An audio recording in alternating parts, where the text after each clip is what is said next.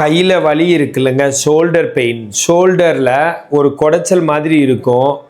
ஒரு சிலருக்கு வந்து இவ்வளோ தூக்கி இவ்வளோ வரைக்கும் வலிக்காது, கடைசி கொஞ்சம் தான் வலிக்கும். ஒரு சிலருக்கு இங்கே 90 டிகிரிக்கு மேலேயே, இதுக்கு மேலே தூக்குனாலே வலி வந்துடும். ஒரு சிலருக்கு இங்கேயே இவ்வளோ ஆரம்பத்திலேயே வலி வந்துடும், ரொம்ப இரும்பு மாதிரி பிடிச்சிக்கும். அதே மாதிரி சைடில் ஃபஸ்ட்டு அஃபெக்ட் ஆகிறது சைடில் வர்ற மூமெண்ட் தான். இவ்வளோ வந்தால் சிலருக்கு வலிக்கும், இவ்வளோவில் வலிக்கும் அந்த மாதிரி. ஒரு சிலருக்கு இது கூட வலிக்காது, சைட்லேயும் வலிக்காது, பின்னாடி கொண்டு போய் பிடிச்சா மட்டும், பின்னாடி அடுத்த முழங்கையை பிடிச்சா மட்டும் பிடிக்க முடியாது, இல்லை வலிக்கும். சிலருக்கு பிடிச்சா வலிக்கும், சிலருக்கு இவ்வளோ கொண்டு போனால் வலிக்கும், சிலருக்கு கொண்டு போகவே முடியாது. அப்படியெல்லாம் இது என்னன்னா ரொம்ப பிடிச்சிருக்கா கொஞ்சம் பிடிச்சிருக்கா அதுதான். இந்த மாதிரி அந்த ஸ்டேஜை பொறுத்து தான் இதுக்கு ஒரு நேமும் வருது.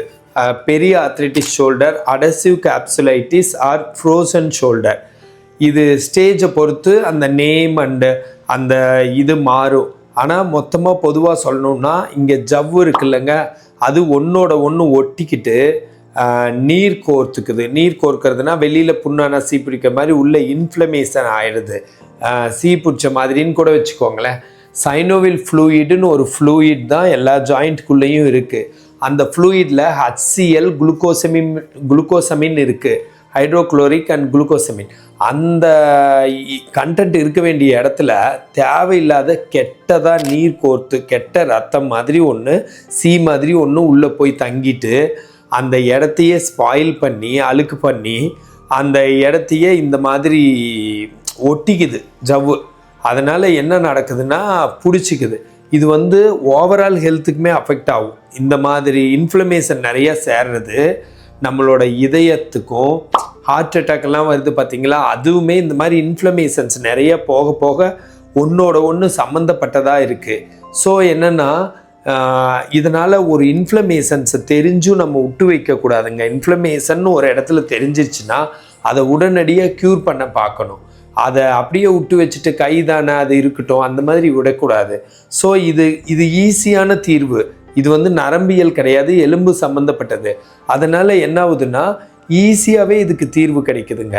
இது ஒரு குறிப்பிட்ட எக்ஸசைஸ் இருக்குது, ஒரு 70லேருந்து 120 எக்ஸசைஸ்க்குள்ளே. பார்க்க அது பெரிய எண்ணிக்கை தெரிஞ்சாலும் ரொம்ப ஈஸியாக இருக்கும். ஃபஸ்ட் எக்ஸசைஸ் இந்த மாதிரி, ஸோ இந்த செகண்ட் எக்ஸசைஸ் இந்த மாதிரி போகும்னு வச்சுக்கோங்களேன். ஸோ இந்த மாதிரி எக்ஸசைசஸை ஒருத்தர் ப்ராப்பராக சொல்லித்தரணும். நான் ஆன்லைனில் கரெக்டாக சொல்லி கொடுத்துட்ருக்கேன். உலகத்தில் நிறைய இடத்துலேருந்து எடுத்துக்கிறாங்க. நீங்கள் கன்சல்டேஷனுக்காக கால் பண்ணிங்கன்னா நான் கன்சல்ட் பண்ணிடுறேன். கன்சல்ட் பண்ணிவிட்டு என்ன பண்ணுறேன், சரின்னு ஒரு கன்சல்ட் எதில் பண்ணுறேன்னா வாட்ஸ்அப் வீடியோ காலோ கன்சல்ட் பண்ணுறேன். நீங்கள் லிங்க்குக்கு வரப்போ வேறு பேஷண்ட்ஸ்க்கெல்லாம் கூட நான் ட்ரீட்மெண்ட் கொடுத்துட்ருப்பேன். அதை பார்க்குறப்போ உங்களுக்கும் ஒரு நம்பிக்கை வரும்னு, அது மாதிரி எடுத்துக்கிறாங்க. அந்த பேஷண்ட்ஸ்கிட்ட பேசலாம், நீங்கள் நல்லா இருக்கா இல்லையான்னு கேட்கலாம், நல்லா இருக்குன்னு சொல்லுவாங்க. ஸோ அப்படி இருக்கிறப்போ உங்களையும் அதில் கன்சல்ட் பண்ணிட்டு உங்களுக்குன்னு ஏதாச்சும் எக்ஸ்ரேவோ ஏதோ எம்ஆர்ஐயோட ரிப்போர்ட்டோ இருக்கும்ல, அதையும் படித்து தெரிஞ்சுக்கிட்டு அதுக்கப்புறம் உங்களுக்கு மோஸ்ட்லி இந்த மாதிரி பிரச்சனைக்கு 7 நாள் நீங்கள் விருப்பப்பட்ட நேரத்தில், அதுதான் இதில் நோட் பண்ண வேண்டிய பாயிண்ட்டு. நீங்கள் எந்த ஊர் எந்த நாட்டில் இருந்தாலும் நீங்கள் எப்போ வேலையெல்லாம் செஞ்சுட்டு ஃப்ரீயாக இருக்கிறீங்களோ அப்போ பார்த்து எனக்கு கால் அடிப்பீங்க, நான் பார்த்தா உங்களுக்கு ட்ரீட்மெண்ட் எடுத்துருவேன்.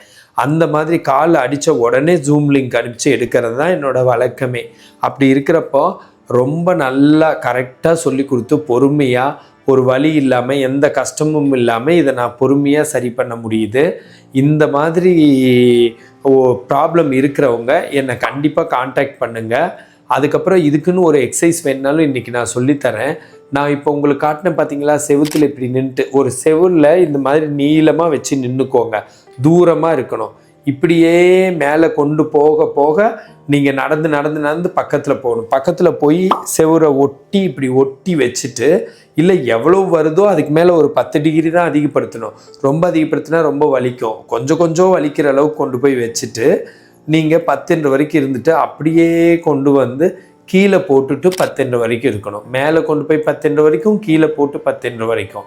அந்த மாதிரி ஒரு 7 தடவை செய்யணும். 7 ரெப்பிட்டிஷன் செய்கிறப்போ கொஞ்சம் கொஞ்சமாக ரேஞ்ச் ஆஃப் மோஷன் அதிகமாகும். இதில் ரூல் என்னென்னா, இவ்வளவு தான் வருதுன்னா சடனாக இவ்வளவுக்கு போயிடக்கூடாது. ரொம்ப வலிக்கும் போகவும் முடியாது, இல்லைன்னா அன்றைக்கி நைட்டே வலி எடுத்துக்கும் செய்ய முடியாது. இவ்வளோ வருதுன்னா கொஞ்சம் இவ்வளவு போகணும். டெய்லி 10 டிகிரி, அப்புறம் கொஞ்சம் அப்படி அதிகப்படுத்தும். இதே இவ்வளோ வர்றவங்க போய் முட்டை வச்சிடலாம்.